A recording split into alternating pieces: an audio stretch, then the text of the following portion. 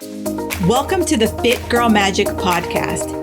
If you are ready to find your inner magic, develop great habits, and a rock steady mindset to feel confident, comfortable, and fit in your body, you are in the right place. I am Kim Barnes Jefferson, and I'll be giving you weekly doses of health, fitness, and life tips sprinkled with humor and real talk. If you're ready to be consistent without the stress of perfection, magic makers, it's time to slip into your favorite pair of PJs, grab some coffee, kick back, and listen to today's show.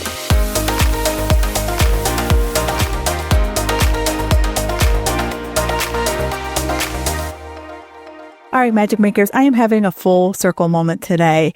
I have been using Udo's oil for years, and I had no idea it was named after somebody. And today I had the opportunity to speak with Dr.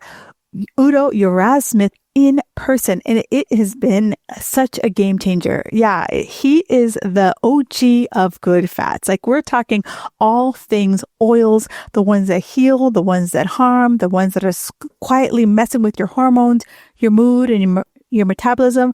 And if you're like me and you grew up in that fat-free era, this is going to blow your mind. Udo shares why most oils in your pantry are damaged more than you think, and what cold press really means. Spoiler, it's not what you think, and how to really give your body the oil change that it needs.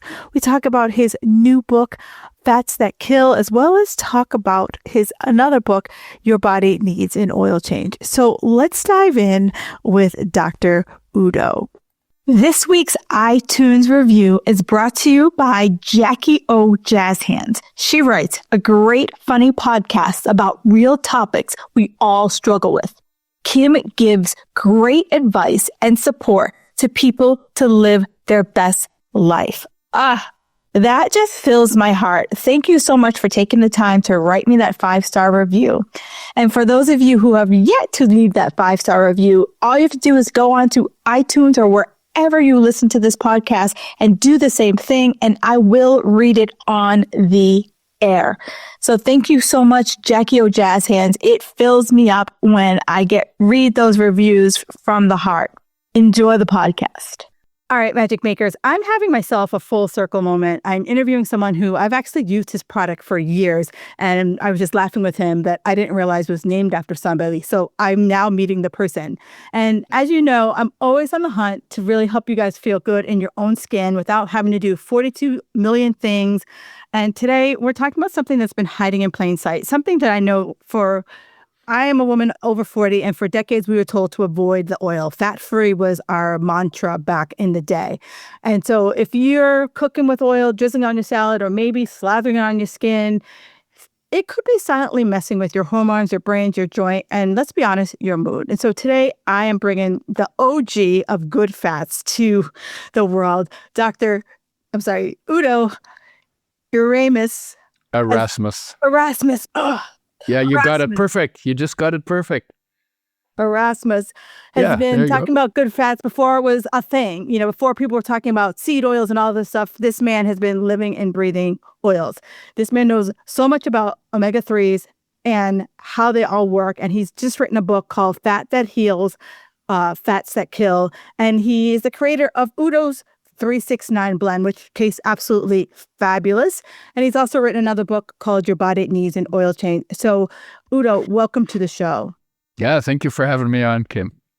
Yeah, and it's funny because found your oil because when I first started doing fitness competitions, one of the biggest things that my coach at the time was drilling into our heads, we needed to have good fat oils in our system so that our skin didn't like dry up when we were, doing shows. Well, there were two things. One was that they burn the fat under your skin so that you get shredded. Yeah. And then the other one was that you had energy and that your skin wasn't dry. Yeah. Yeah. And so, before that, I am a child of, the 80s, and you ran from oil. Like, if you ate fat, it was going to make you fat. So with that said, you've been in the game a long time. So What has been your biggest aha moment that made you get so obsessed with fats? Well, I got poisoned by pesticides in 1980. You taught me how to live and not diet. That's what one of my clients said to me recently. And if I got to be honest with you, that just made me get in all my feelings because that's the goal. Not to survive the holidays and punish yourself in January, but to feel calm, steady, and actually enjoy life. Enjoy the season while it's happening. If you're over 40 and you're already feeling the pressure of the holiday swirl, the food, the plans, the guilt, the I'll start in January voice whispering in the back of your head, I've made something just for you. I call it 5 days to slay the season without losing your shit. It is a private podcast challenge with 5 short episodes to help you glide through the holidays without food rules, burnout, or spiraling into all or nothing mode. I've set it up so there are no Zooms for you to hop onto, no plans to fix yourself. It's just real talk, quick shifts, and a bit of holiday sanity that's going to go straight into your ears. It starts on October, that's 27th, and I'll be hosting a live Q&A in November if you want to go deeper with me. If this sounds like something your nervous system needs this season, this what you need to keep that sanity, tap the link in the show notes or feel free to DM me on any of the social channels and I'll make sure you get the details. You don't need a reset. You just need relief. Let's slay this season together. Are you with me? Wow. And long story, I was careless and kind of did it to myself. It was like, and so I got poisoned. I went to the doctor and said, what do you have for pesticide poisoning? And she said, nothing. Wow. Okay, so we can spray pesticides all over the planet and we have nothing for fixing the damage they cause.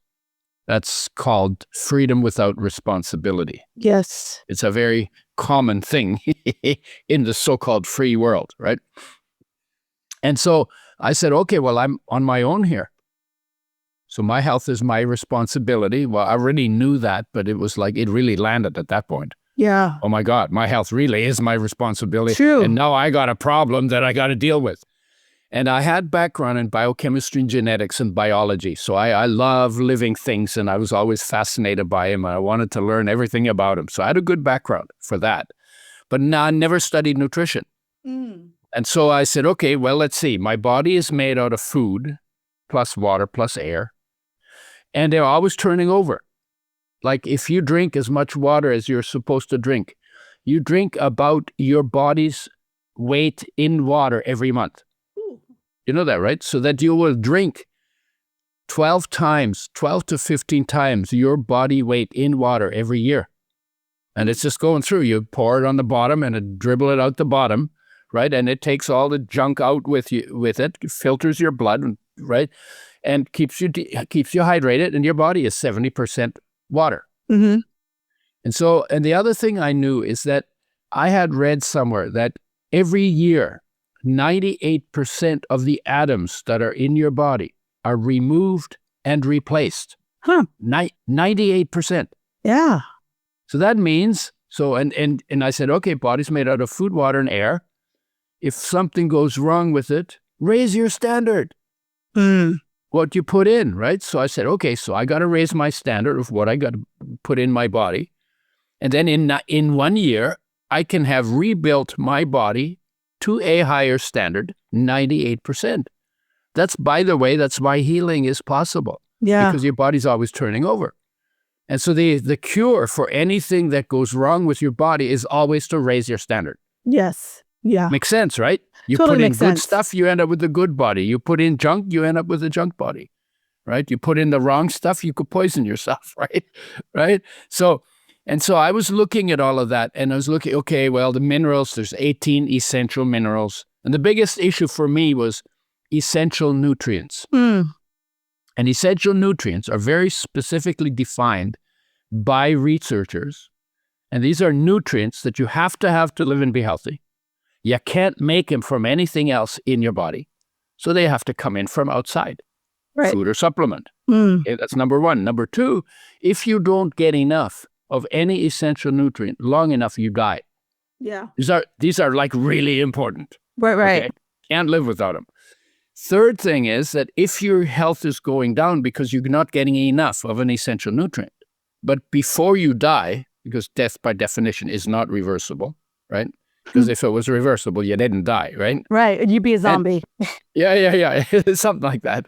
Yeah. So if before you die, you bring enough of that too low nutrient into your body, then all your symptoms of not getting enough reversed.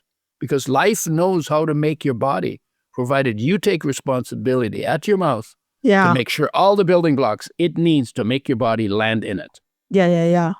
And so I was going, 18 minerals fit that definition, 13 vitamins. There's one more piece that they also have to have identified one vital biochemical reaction in the body that requires that nutrient and without which that biochemical reaction cannot take place. So it's a very, very precise definition.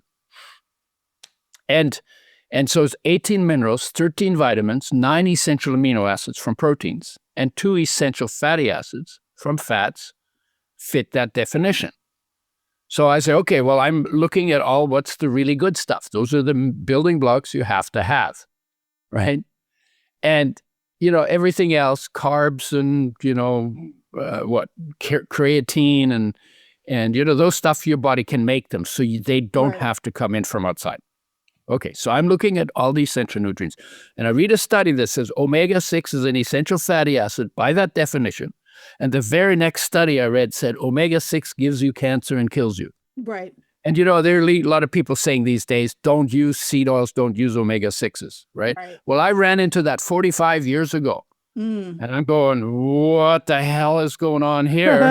Right? Who do I believe? They can't both be true. It doesn't make sense that I would have to eat something that will then kill me. Right? It's like, wah! And I say, okay, I must be missing something. I am missing something here.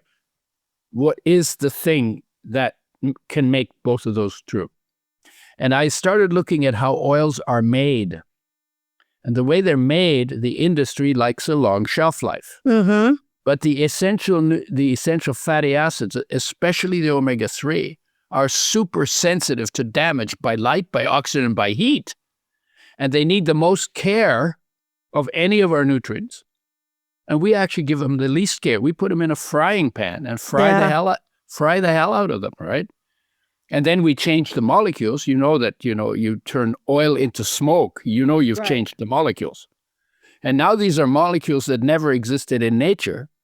And because they never existed in nature, life never made a way to break them down. So when they go in your body, they interfere. They go in some place where there's supposed to be a fat molecule.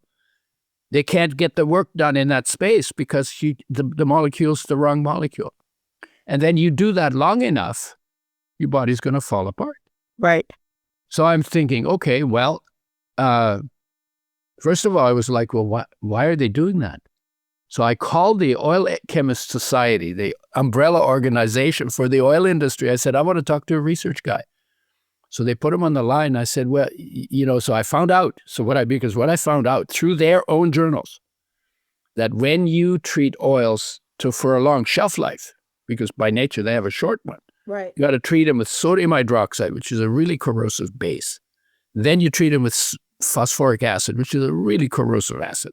Then you bleach them with bleaching clays because they look pretty. The color molecules absorb light, and the light then damages the oil. So they take them out. And then the oil goes rancid. Now it smells bad. And now you have to deodorize it. I call it de-stinkerize it, right? Because it stinks, right? And so to do that, you have to heat the oil to frying temperature for about 30 minutes to blow off the rancid molecules. And then you have an oil that has a 2-year, 3-year shelf life.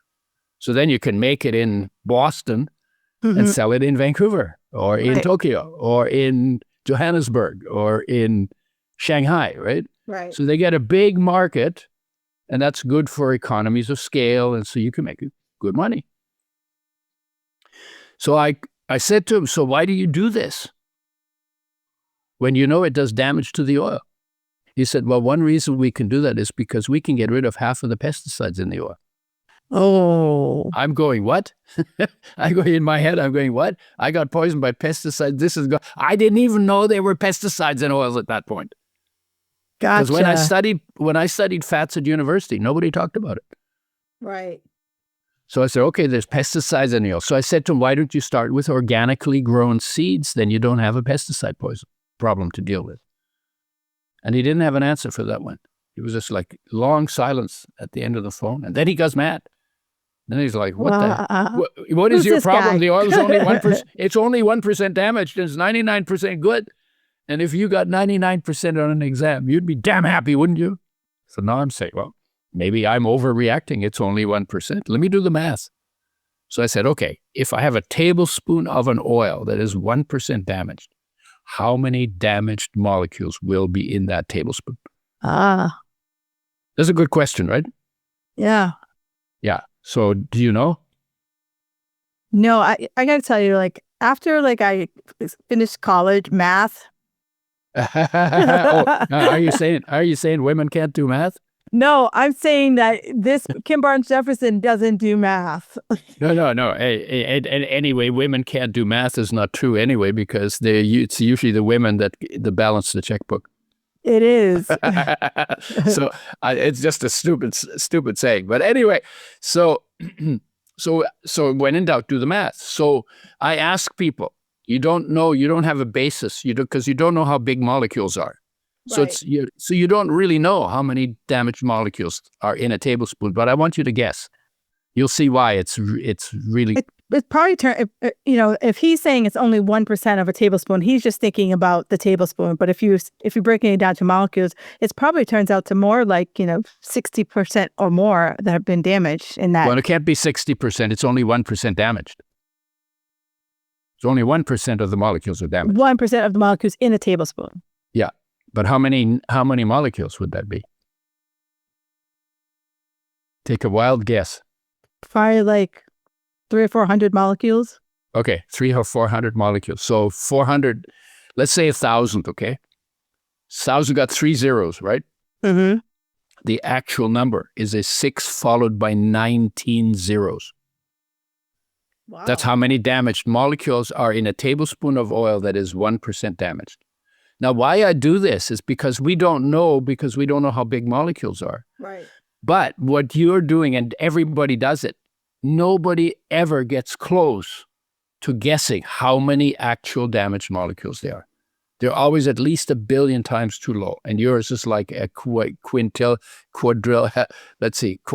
times too low. So like your number, if 3 zeros, 19 zeros, so it's 16 zeros too short.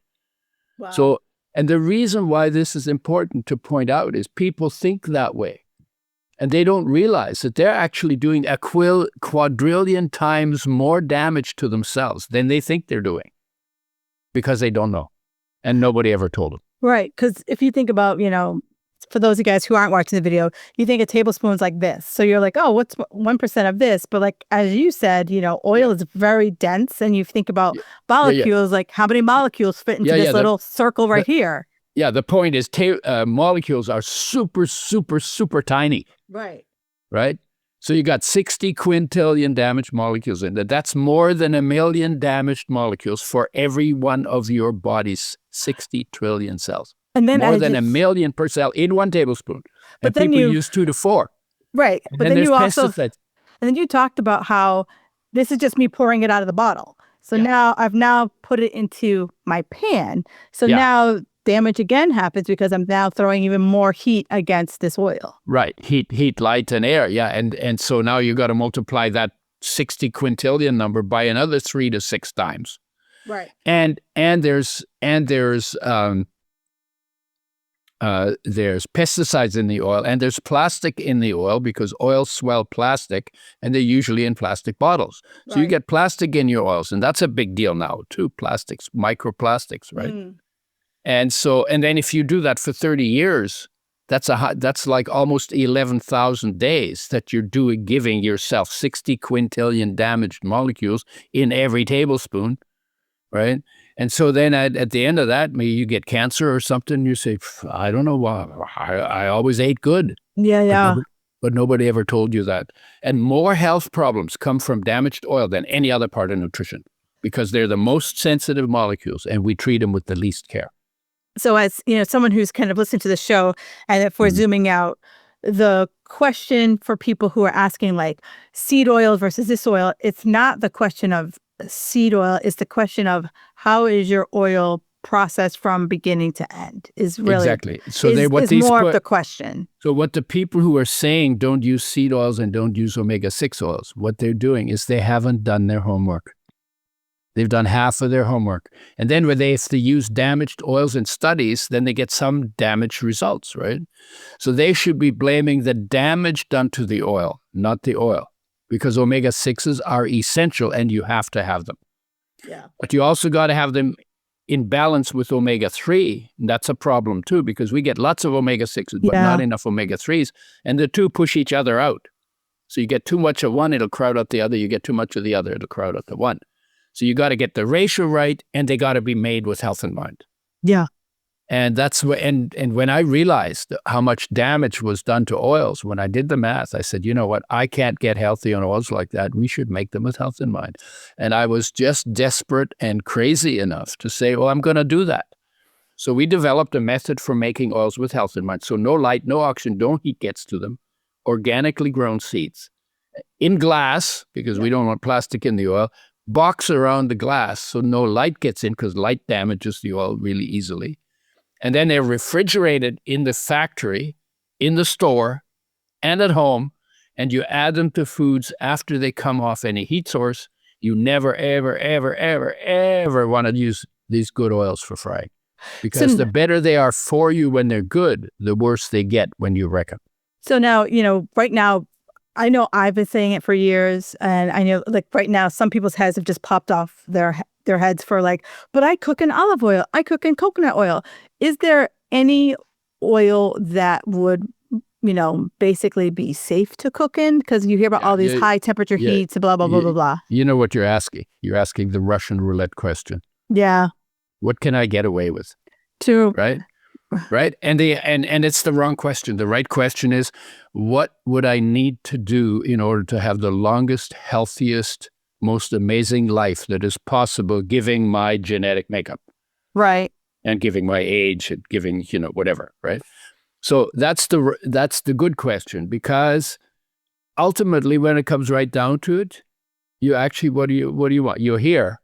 So you couldn't help that. Somebody brought you in. Right? It's not your fault that you're here, right? But here you are, and now that you're here, you got to make the best of it. How do you have the healthiest, most productive, most vital, most fun, longest, amazing life? Right. That's the really good question. That is a good question. And the roulette, but I'll answer your Russian roulette question. Frying is the dumbest thing we have ever invented to do to our food because it does the most damage. More health problems come from damaged oil than any other part of nutrition. And what every one of your listeners and you should do when we're off the air, you go and get your frying pan. Throw it out. You turn it upside down. You bonk yourself upside the head with it so it's associated with pain. And then you throw that stupid thing out. Right? And you cook in water if you're going to cook. Now, remember, we're creatures of nature, right? Doesn't matter where you come from, we're creatures of nature. Under our clothes, we're all naked, and we're part of nature, okay? Well, nature's mandate for creatures that eat has always been fresh, whole, raw, organic, local, seasonal for most things, and for humans, mostly plant-based. That's nature's standard. Right. So when you cook with water, you're already off the standard. And when you cook foods in water, you can't burn the water because it just evaporates, right? So that part's good. But you are destroying the enzymes that are in raw foods that will do 60% of the digestion of the food for you if you chew it properly.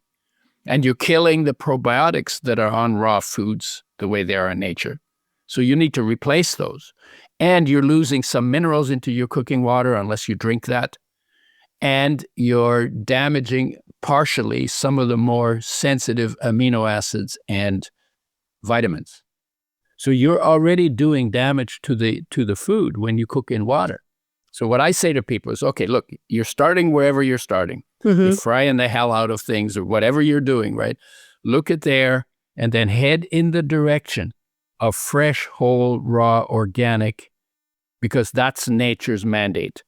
And it take time to do that, because if you're not used to raw food, sometimes they're kind of hard to digest. Yeah. I eat mostly raw. I'm 83. I don't have any aches or pains. I'm on no drugs. I eat pretty much mostly plant-based, mostly raw, and it works supremely well. I didn't always eat like that, but I got to a point where I realized, you know what, raw foods actually work better for me, and then I gradually went in that direction, and then you don't need the frying pan, and then you don't need to, all that other stuff that goes with it, the smoke in the kitchen and the grease on your ceiling, so like all of that happens with, and the stinky smell in the kitchen when you go in there, when you got fried oil sticking to your walls, right? So how do you feel about fried oils? Yeah. Tell me what you really think. The one interesting thing, you said multiple interesting things, but the one thing I want our listeners to pick out is that you said you like, I didn't land here overnight. So you didn't just like throw out your frying pan, throw everything out your kitchen. You've gradually figured out these are the things that work for my body. And I really like that because... But there's that part. But then the other part is, look at how it is in nature when it's not civilized. Because we're part of that. Yep. And we civilized and we separated ourselves, and it hasn't done us well. No. So we've caused problems in the environment. We cause problems with each other. We cause problems to ourselves because we're living out of line with nature. You cannot be, health was invented by life in nature. Yeah. And health means you're living in adaptation, in line with the natural system within which you live, right? So if life invented it, then it's not the doctor and not the lawyers and not the government and not the pharmaceutical companies that should define health for you. Yeah. You need to look at how it was in nature. And in nature, everything's raw. Well, and every creature eats everything raw. You might see a squirrel in a frying pan, but you will never see a squirrel with a frying pan. I just visualize like a squirrel campfire, cooking up the nuts. Yeah.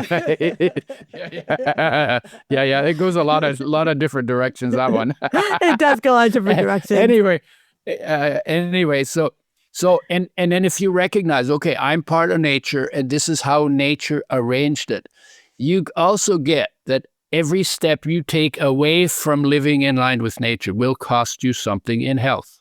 Yeah. At some point. And, as we've all kind of seen food evolve, right? So it's like, if I think about the food choices when we shouldn't call it food evolve. We should call it food degenerate. Okay.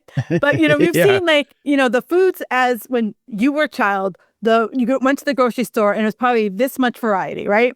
And then, when I went to the grocery store, then it was like this much variety. Now you go to the grocery store and you're just like, holy crap. Like and most of it is unholy crap. Yeah. If they've taken one thing, let's talk about chicken turkey. So now it's ground turkey, it's turkey bacon, turkey pepperoni, turkey this, turkey, and the food industry has convinced us because it's turkey, it's better, right? So the marketing that we've been subjected to over, the decades of foods companies trying to get, deeper and deeper into our pockets has been ridiculous over the last several decades. And in advertising, you get to lie. Yeah. And then you get to paint a pretty picture for somebody and say, oh, well, I got to have that. right? Right. Fruit Loops is a whole grain. And I'm like, whole grains ain't green. Really? Yeah, there's no grain in there. Like it's stamped on the cover. It says, Fruit Loops. And if you eat the Fruit Loops, you get looped. Right. Looped and duped on those Fruit Loops. Looped and then looped, yeah. Or, fruit packages that have it has 2 grams of protein. And you're like, really? Like, yeah. Look at the chicken breast and then tell me how many grams of protein that they both have. Yeah, and it's 80% water, the chicken breast, right? So, and seeds and nuts have as more protein in them than chicken does and steak does, right? And work just as well, and they keep better, and they, taste better, actually. So you don't have to burn them, and you don't cook them in oil. It's just like, it's like, I know. And then you look at white sugar and white flour, and then the oils, I call them the white oils because they've taken all the antioxidants out. And those things give you inflammation, and inflammation causes problems everywhere in your body. Right. And all of it is always because of the steps you took, with encouragement from people who don't really care about your health, right? Steps you took out of line with living in line with nature and your nature. Right. And so, to get back to to oils, a lot of women, or even I think most humans are told to supplement with fish oil, and so go out and get a good fat, omega-3, and can you've talked a little bit about the processing of oils. What are your thoughts about these? Everyone feels like they need to get an omega supplement if they're not doing oils. Okay, so first of all, omega-3 and omega-6 are plant-based. They're the essential fatty acids, linoleic acid and alpha-linolenic acid. Mm-hmm. Alpha-linolenic acid, the plant omega-3, is 5 times more sensitive to damage by light, oxygen, and heat than omega-6. And the fish oil omega-3s are 5 times more sensitive than the plant omega-3 to that damage. So that's why fish oils burp on you, and that's why if you get them in a bottle, you open it up, and within days you can smell the rancidity in the fridge because they're super, super sensitive. And they're highly damaged because they're so sensitive, because the fish oil industry treats the fish oils kind of like the same as the industry treats the seed oils. Okay. So a lot of same processing, sodium hydroxide, phosphoric acid, bleached, and heated to frying temperature. And, and so I don't recommend fish oils. I don't recommend fish anymore either, because fish is now the dirtiest meat on the planet. Because all the junk we dump on land goes downhill, ends up in the ocean, and in the ocean concentrates up the food chain.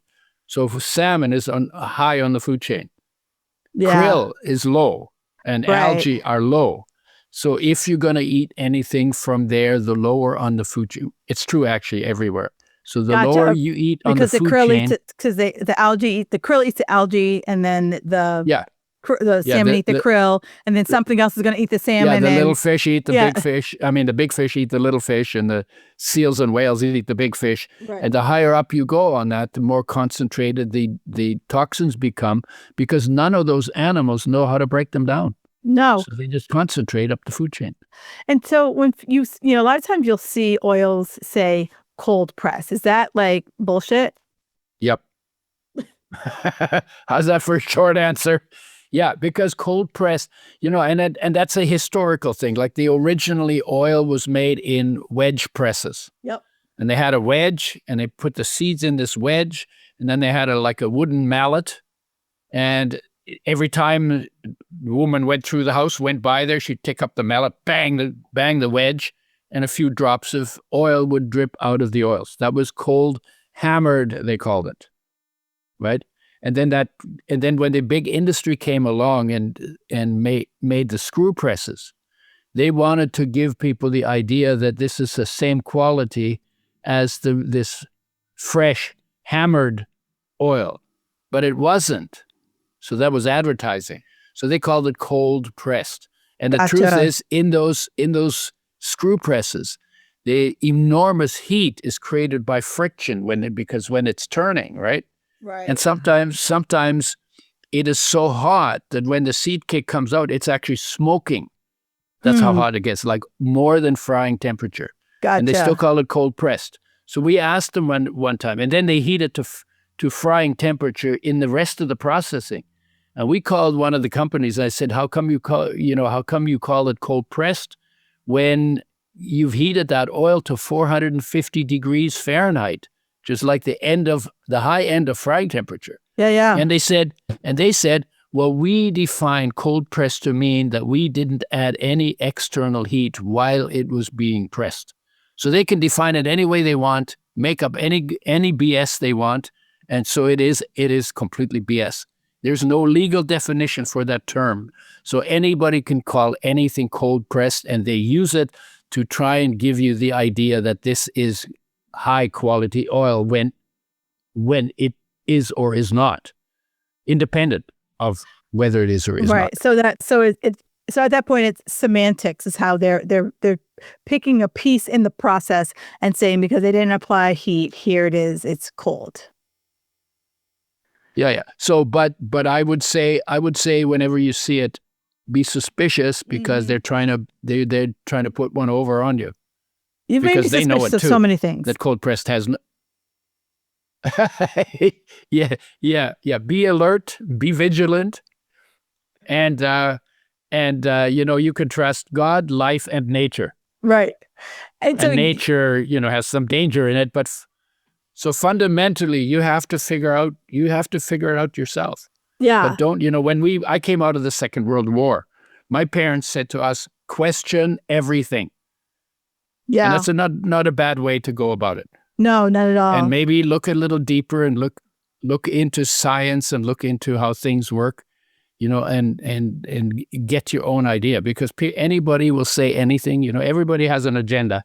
They do. Right? They do. And so they'll say whatever, if they want you to buy something, they'll say whatever they need to say in order to make you think, oh, well, then I better buy this. I better have this. Right. And that's called marketing. It is called marketing.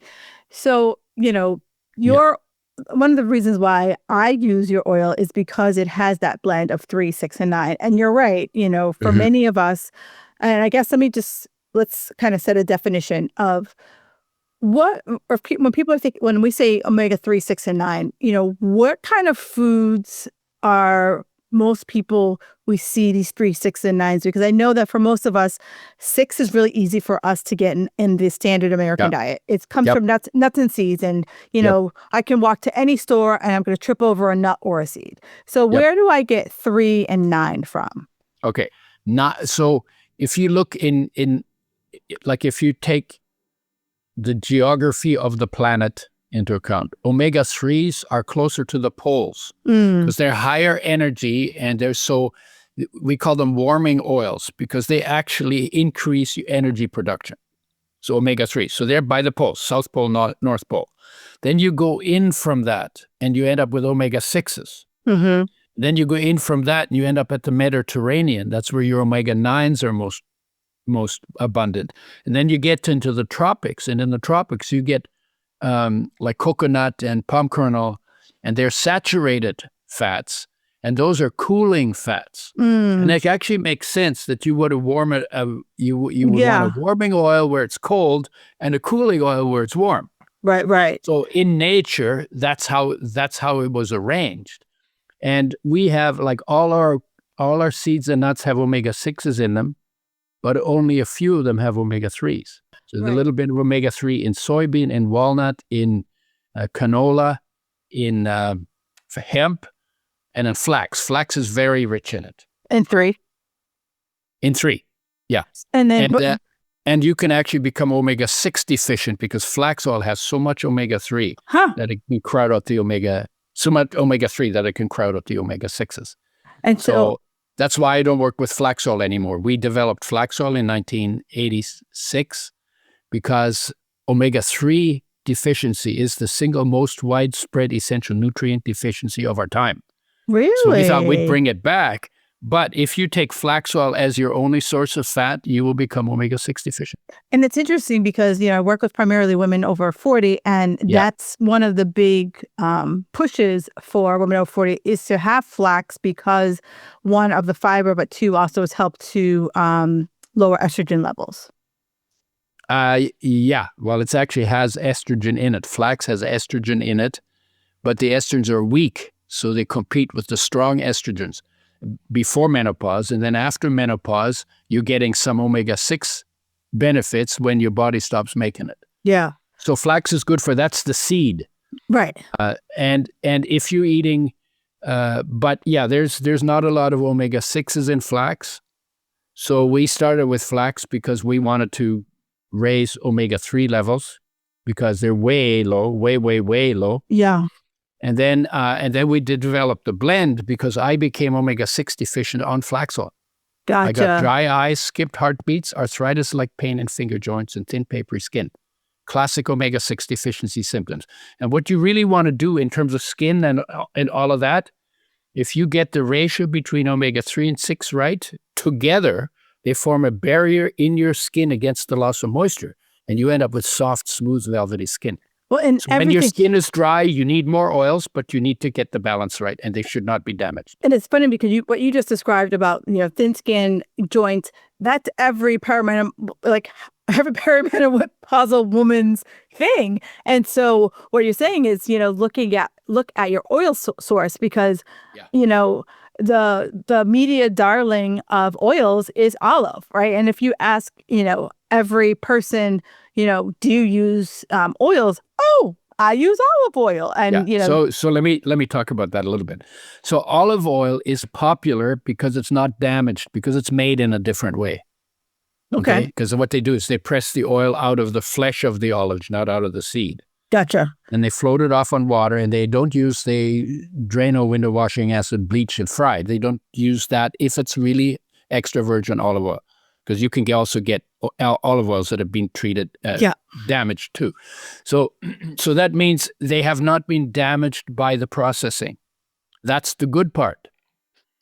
And they're pretty stable because they mostly contain omega-9s. Well, omega-9 is not essential. Your body can make that out of sugar and starch, so you don't need omega-9s. Only omega-3 and 6. Okay, and then but then olive oil comes from the Mediterranean. No omega-3s. And only 10% of the oil is omega-6. And omega-3 and omega-6 are the only two things from oils that you need, or from fat that you need, because they're essential. You can't make them. You've got to have them. Okay? So olive oil is not a good source of omega-3 or omega-6. And then the third thing is that everybody uses olive oil for frying. Yes. But traditionally in the Mediterranean countries, they didn't do that. What they did is they cooked their food in water, then they dumped the water, then they added oil for two reasons. One is to enhance flavors, because oils enhance flavors, because many of the flavors are oil soluble. And they improve the absorption of oil soluble nutrients in the foods.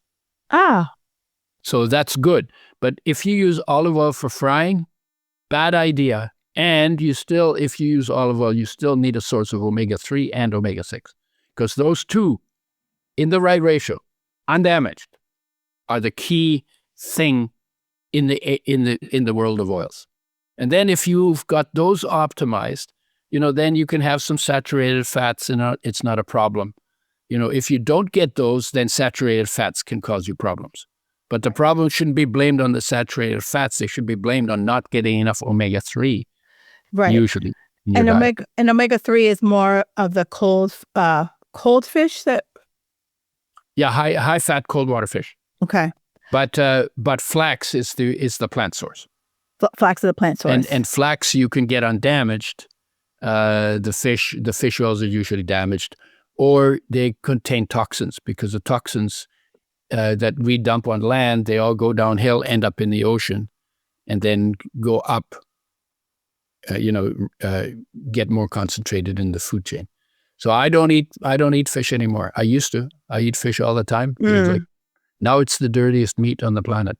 It's worse than pork, worse than chicken, worse than animals. Because the animals on land, those toxins are always going downhill, so they're always going off the land. But then they end up in the ocean, and then they got no place to go. So and we've been doing that for 100 years now, and we've thrown a lot of junk in the ocean. Oh God, yeah. It's ridiculous. Even we all our garbage. Where do you take the garbage? Well, they sell them to countries that have shoreline, and then they dump it in the ocean. Right, or it sits on a beach, and then a wave takes it out. Yeah. So, but it ends up in the ocean, and then it goes everywhere. Right, it's the area between the United States and Japan, and there's like this kind of like ever-growing area. Like I think it's called like the Japanese like garbage. They call it the plastic island. Yeah, and it just it's the size of Texas, and it's 100 feet deep. And there are now 4 islands like that, because there's some in the Pacific Ocean, but there's also some in the Indian Ocean, and so there's now four places like that where all this stuff collects because of the way the currents go through the ocean. Yeah, and that's all just stuff we made, and then just flipped out. Sold it cheap for people to dump for us in the ocean that we share. It's like, what? Well, right. And here, us Americans, we're like, oh, I'll sell it to you so that I don't feel guilty that I did it. Knowing full well that you're going to do it, but I didn't do it. And it still goes in the same ocean. Right. I know. It's like, this is like, you call the school and say, hi, Johnny can't come to school today. This is my mother speaking. Right. Exactly. And they're like, okay, we'll mark you absent. Yeah. Okay, mother. So if we had to play this game, Fix My Pantry, right? What oils should we ditch in if I'm opening up my cupboard? What are some of the oils that I should just be like, just stop buying those? Okay. Anything that's been treated with sodium hydroxide phosphoric acid, bleached, and then deodorized. So all of the colorless, odorless, tasteless oils in plastic bottles, get rid of all of them. Now, are oil companies required to tell you how they process the oil? No. So I could flip over my oil and see it just says 100% blah, blah, blah oil. Yeah. So if it said organic, there are rules around that. You can't say organic if it's not, although people will lie about it. Right. And if it said unrefined, that would mean it hadn't been treated with sodium hydroxide phosphoric acid. And again, people cheat. But usually they don't put that on. I hardly ever see that. But it should be unrefined, and it should be organic if you're looking for words. Or you should know who's making the oil and what they're doing. And that's kind of like what we did, right? We said, okay, we're going to make oils with health in mind. Nobody on the planet is doing that. They didn't care about health. They cared about shelf life. We're going to make oils with health in mind. That means we have to give them a lot of care. That means they have to be refrigerated and made in the dark, and the system has to be super tight. So we developed all that. I'm actually in the Canadian Health Food Association Hall of Fame for starting the industry of making oils with health in mind. Nice. And we came out with flax oil in 1986, and I started in 1980 when I got poisoned. And then the blend we came out, because I became deficient, the blend came out in 1994. Yeah, and that was probably around, I started using it in like 2002, 2003. Yeah. Well, when you start something like this, that takes a while for the word to get out. Well, and I will say that over the years I've been using it. Before I was like, I had to like really like go. There was only like 2 places that I could go and get it, and now I can now get it's a little bit more readily available to me. Yeah. And so in your new book, you talk about, your body needs an oil change. So what is the biggest shift that you're hoping that readers take away from this? Well, are we getting to the end of our thing here? We have about probably like 10 more minutes here. Yeah. Okay. So I started with oils, then I got into digestion. Digestion is the second most messed up place because there's so much going on there, right? And so I started working with digestive enzymes and probiotics, and those get killed when you cook foods, and so they should be replaced. Anytime you eat cooked food, you should be replacing the probiotics and the digestive enzymes.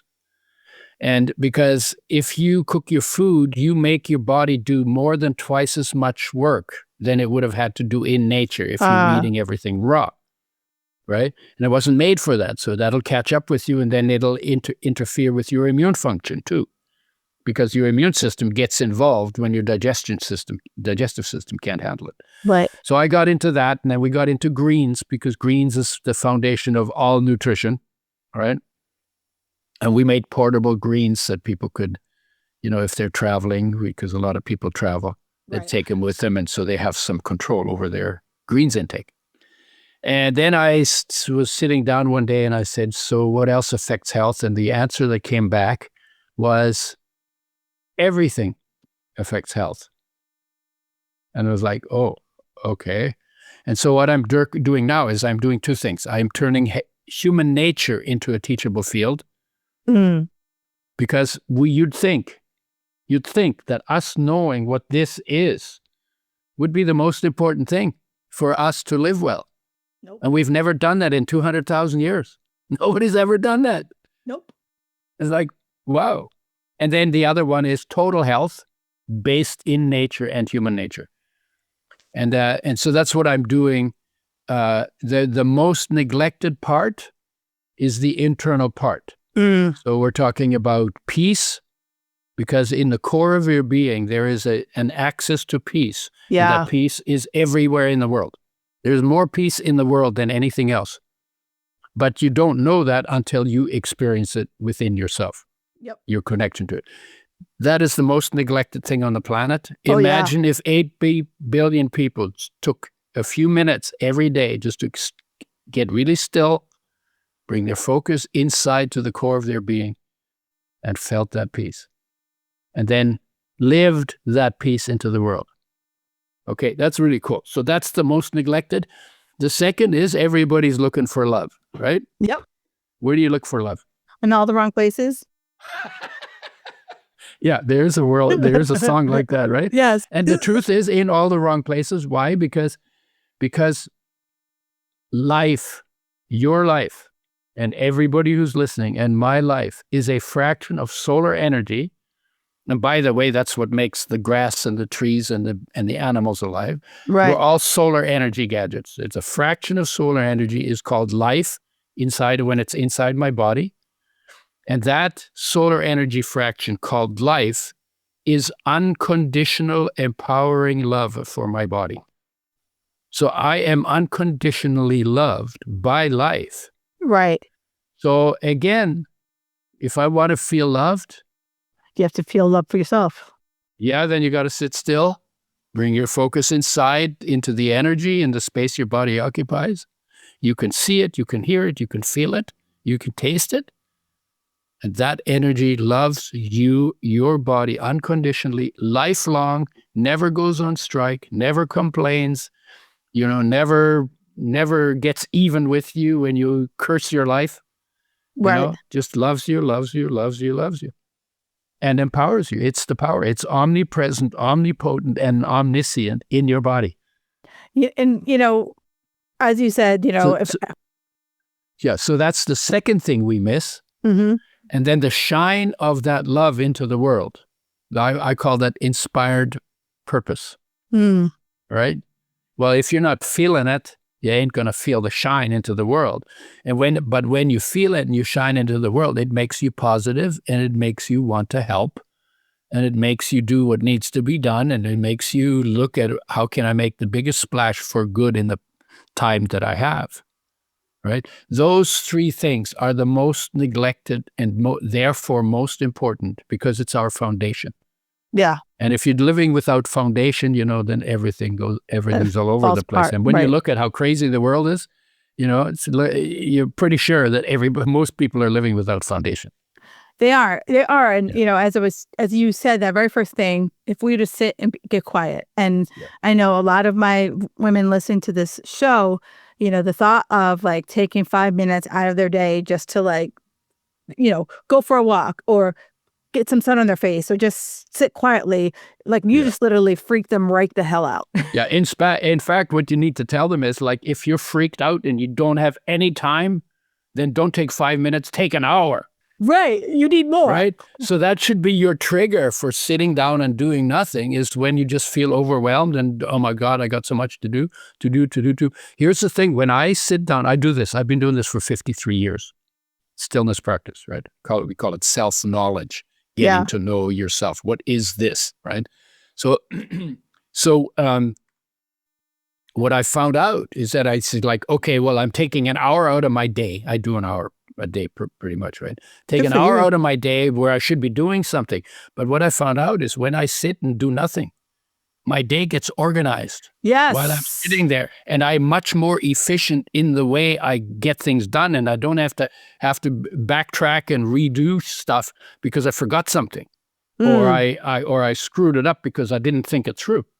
So in the time you spend in stillness, not only do you feel the peace and the love that is there for you, that is kind of like what people need the most and want the most and are trying to do all their other outside stuff to try and get. But it's not out there. It's already in here. Right. So it's so not only do I feel the love and the peace, and it makes me feel good, and I'm not looking for trying to do all these other things and manipulate the world to try and get it.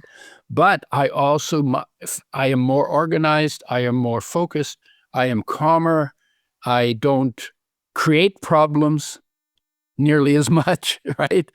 And I respond rather than react to what comes at me. So I don't get triggered like I used to. And you know what? For me, I came out of a war. That's not where I ever want to spend my life again. Right. And I would like to bring peace to this planet.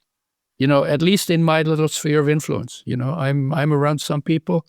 I joke. We have a lot of fun. I joke and everything gets lighter.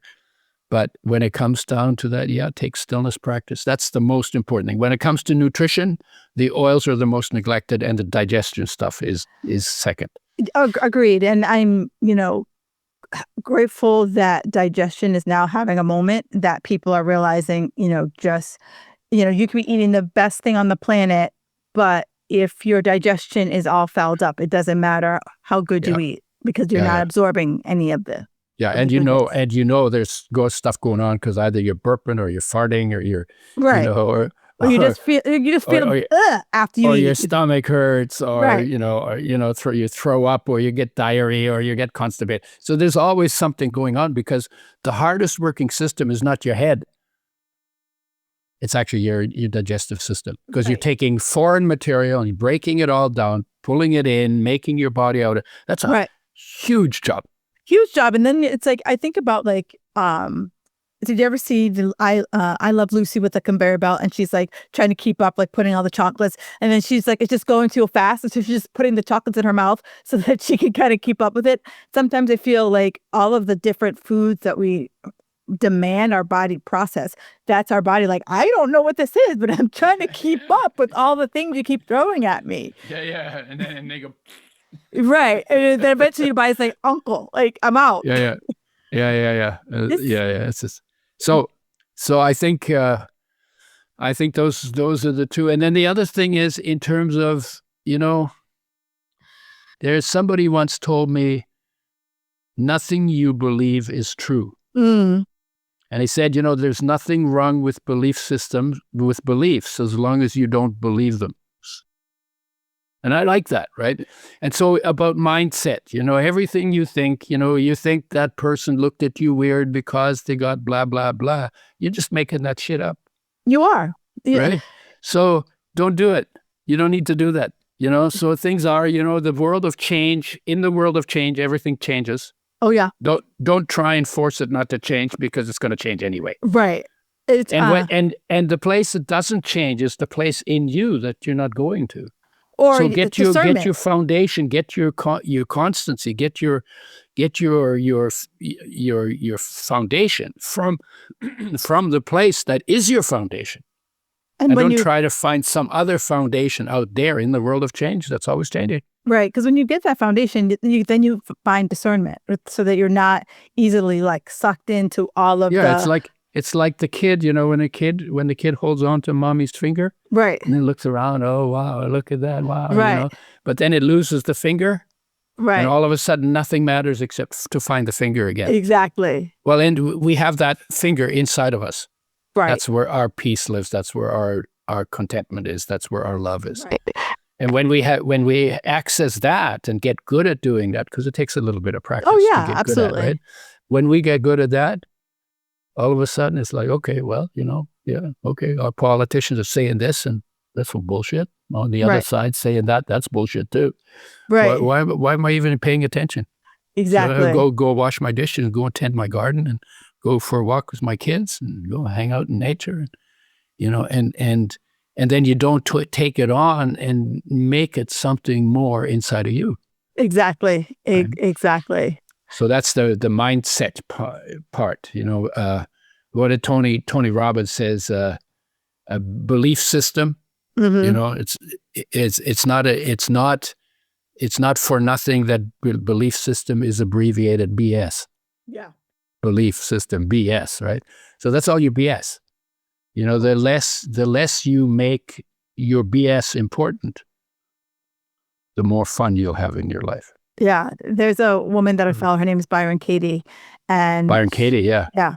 And Yeah, she, she asked, like, she can sum up like the craziest problem, like in your mind, the problem's like this big. Yeah. And with her 4 questions, and It the was first, is it true? is it true? Right. And it's black and white. It's like yes or no. Like, because if I ask you, is it true? So many people can give me this dissertation about, but she's like, yes or no. And so as you were talking about that and having that moment of stillness, and you might be wrestling with something, and that moment where you can just kind of be like, is everything going on in my right now? Is it true? Is it just me like amplifying it, or is it really something going on? And almost always it's not true. It's not true. And it's not true. And it's just and then what's the second one? Is it really true? Is it really true? Because it's like, and as you see her kind of do these questions with people with like variety of what they consider problems, by the time she gets through all those 4 questions, that person's like, damn. And the last question is, if you didn't have that belief, how would your life be? And the answer is always a lot better. Right. But it's like she starts you and you're all up here. You're all like, oh my God, it's the worst thing since ever. It's so, you can't solve it, Byron. I know you can't solve it. And then within like 30 minutes, she's like, oh, you solved it. And it's beautiful because when you go through that, then at the end you say, wow, I just did that to myself. Right. And so, I just did that to myself. I don't have to do that to myself. And as I think about like that moment of stillness, especially if you're coming in from like, oh my God, I have so much going on right now. And it's kind of like asking yourself, like, do I really have a lot of stuff going on? Like, yes or no, right? Is it my self-imposed perfectionism deadlines that are making me feel this all like going on? Yeah, exactly. Yeah, I love Byron Katie. She's very cool. She like literally like got me out of my head so many times. Yeah. But this has been such a I didn't know where this conversation was going to go, but you took me on a great adventure today. Yeah, good. And where can people find your book, your oils, more of your magic? Yeah, I always say, well, that's the wrong question, because what you really need to find is, where are you? Oh, I knew you were going to give me some sort of philosophical spin. Yeah. So, but because ultimately you live with yourself. That's why I say it. And I have fun with it. I know you do. I have a website. It's udoerasmus.com. And, it's all over the map. We're building some new stuff. And I have a Facebook. I'm on Facebook, and I'm on Instagram, and I'm in LinkedIn, and I have a YouTube channel. Awesome. Quite a bit of stuff on my YouTube channel. And my books are easy to find. You can go on Google and get them. Your body needs an oil changes the new one. The old one is fats that heal, fats that kill, because they're literally 2 opposite stories on fats. Right. Some of them hurt you, and some of them are really important for you. And when you know the difference, then you pick the ones that heal, and you avoid the ones that kill. And that's basically how you get that in line. And what else? Yeah, I'm more coming, but Good. it's all big. It's all the big picture stuff now. It's like Perfect. human nature, total health. I think nowadays we get enough of eat this, not that. I think most of us need to zoom out and just like we talked about, that moment of quiet and just like what makes sense for you. Like Yeah, looking at the whole 360 yeah, of yourself versus yeah, oils and and this and this and this. Like let's look at yeah, everything. yeah, and imagine what it would be like if 8 billion people took a few minutes No, to tap into the love and the peace. Then we would actually be helping each other. We absolutely. could do that, How, Possibly. yeah. I mean, we can always imagine like what it would be like if everyone like, took a moment. It's kind of like, Yeah.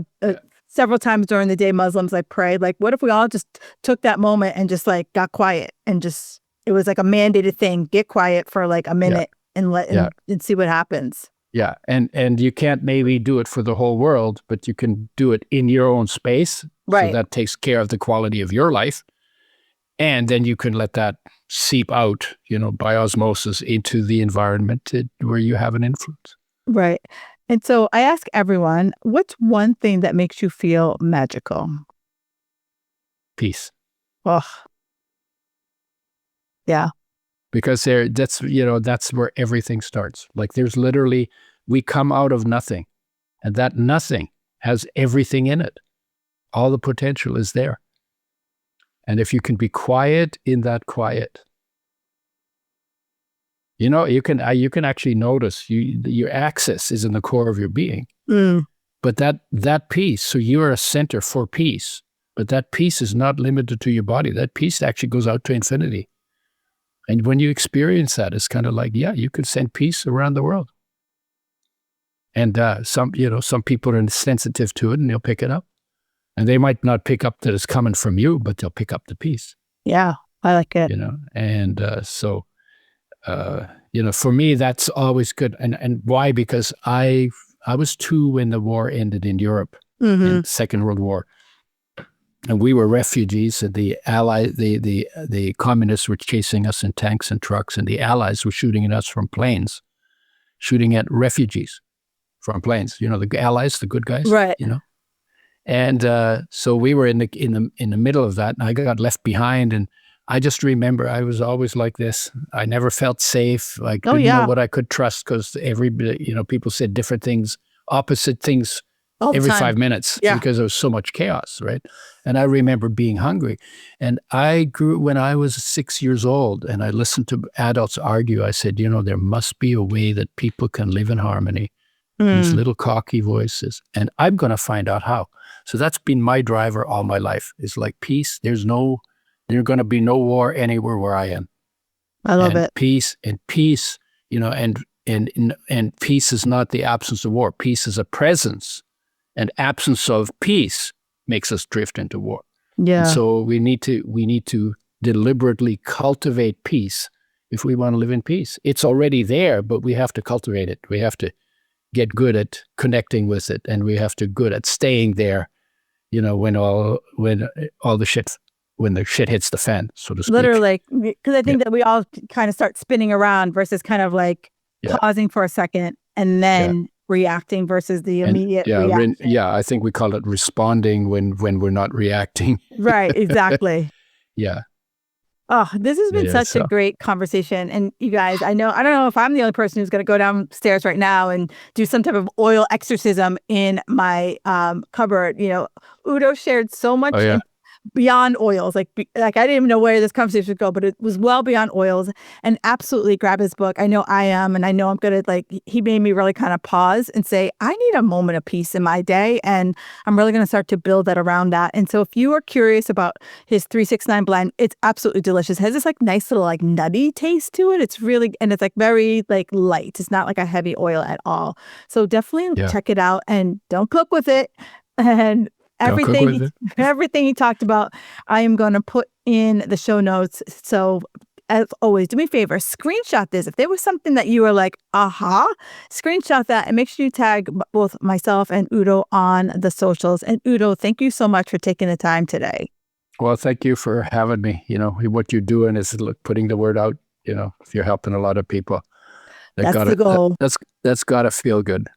That is the goal. Yeah. All right, Magic Makers, I will talk to you next week. Enjoy the rest of your day. Thank you for listening to the Fit Girl Magic podcast. If you've made it this far, yay. I'm thinking you enjoyed the show. Let's continue the conversation on Instagram. You can find me at Kim Jefferson Coach. In order for me to keep sharing this message, do me a favor and leave me a 5-star review on iTunes. While you're there, don't forget to subscribe so that you won't miss an episode. New episodes are available every Wednesday. The Fit Girl Magic podcast is intended to provide you with tips, tools, and strategies that will help you make better decisions about your health. I really appreciate your feedback and your support. Thank you so much.